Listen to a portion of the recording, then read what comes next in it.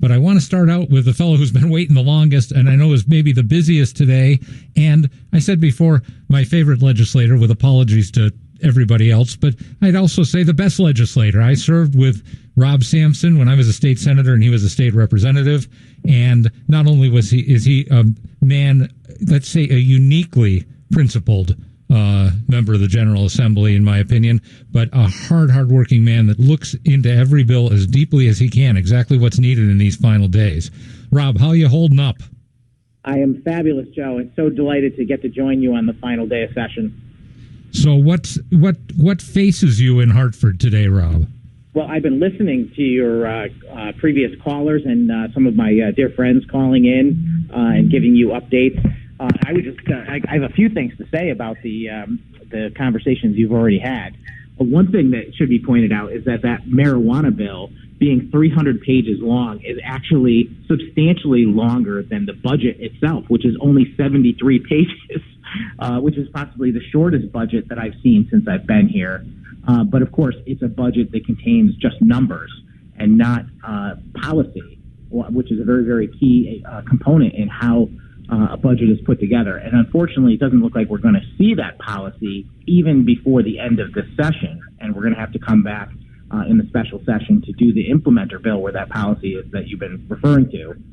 I would also mention that as bad as you've ever witnessed it, Joe, being here yourself and how the majority party uses the implementer bill as a kind of a catch-all, it's worse than ever. I have not seen a session where the Democrats put aside not just the rules and the way we conduct ourselves here, but also, what's really right about handling a situation.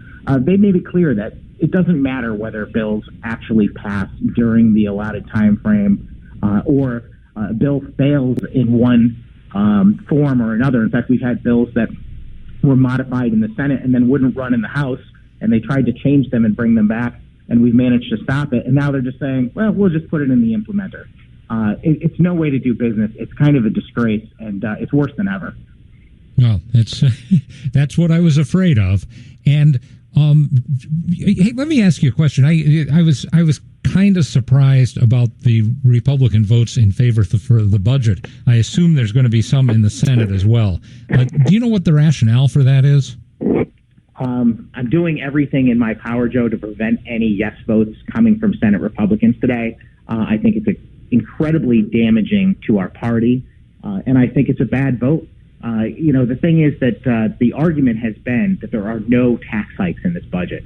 But you and I know that that's not true. Anytime you have a multi-billion-dollar budget document, especially one where it goes up by billions of dollars in spending, which I think is the key component of any budget, because that's the true reflection of how much the citizens are being taxed.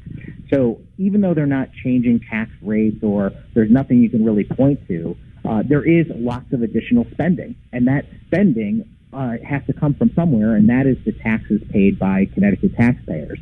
So not only that, this budget not only raises taxes, I think 2.5% in the first, spending 2.5% in the first year. It's like 3.6% in the second year, and even on the day that that budget is going to be voted on in the Senate, we will know that the third year out has a massive budget deficit.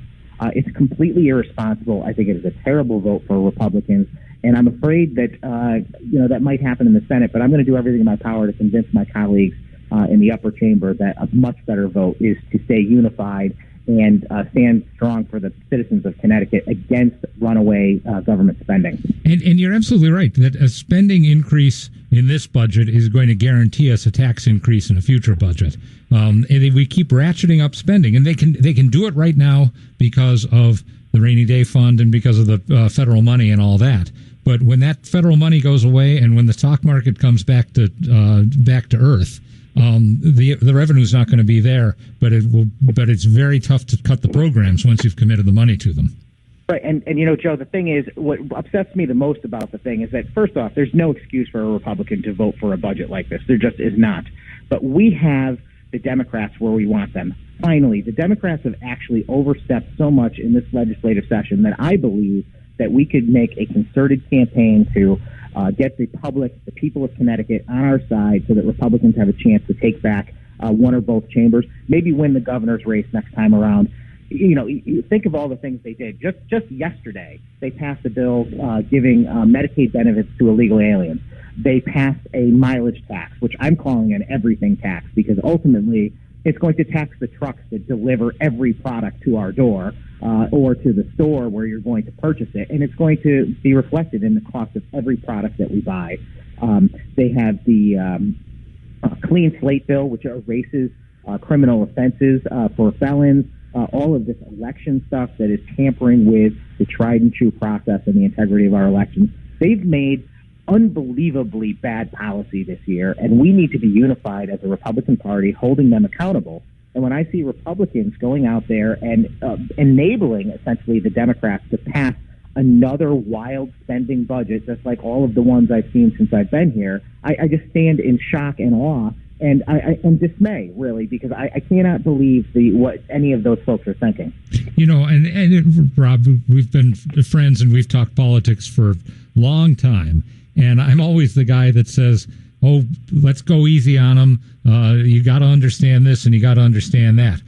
I have to say that this session has led me to think that there has to be some cleansing within the Republican Party, and I hope that maybe some of the people who've cast bad votes will be called to task for it by their own Republican members. You mentioned something in passing about the mileage tax, this truck tax, which is the idea that it's going to be paid by the trucking industry is laughable. Of course, it's going to be passed on to the consumer. They can't not do it.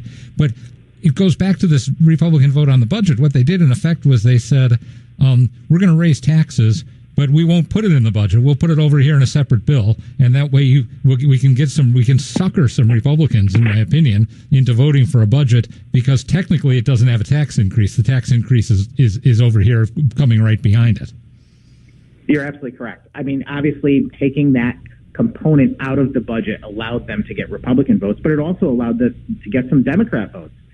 The mileage tax is such a bad piece of legislation. And not only is it a bad policy, it's also extremely poorly written and conceived. And quite a few Democrats voted against it also. It was not a clear-cut party line vote. But you're absolutely right. Republicans need to be held to task by members of our party across the state. It's the only way we're going to be able to market ourselves in a way that says we have a different and better product than the Democrats. And if Republicans continue to go along with the Democrat majority on many of these policy decisions, what's the distinction? I've taken way too many 35-1 votes this year because I think my colleagues, and I don't even blame them. I think that they look at the world in a way that says Connecticut has gone to become such a blue state that they cannot compete by sharing conservative American Republican values. And I think that's sad. I think they're wrong. And I try and be the voice to prove that to them every day, because I go out bravely and courageously stand for Republican principles, even if I'm outnumbered 35-1. And I do it to show folks, number one, what the alternative view is, and number two, that I can survive any heat I take from that. Yeah, and you're absolutely right.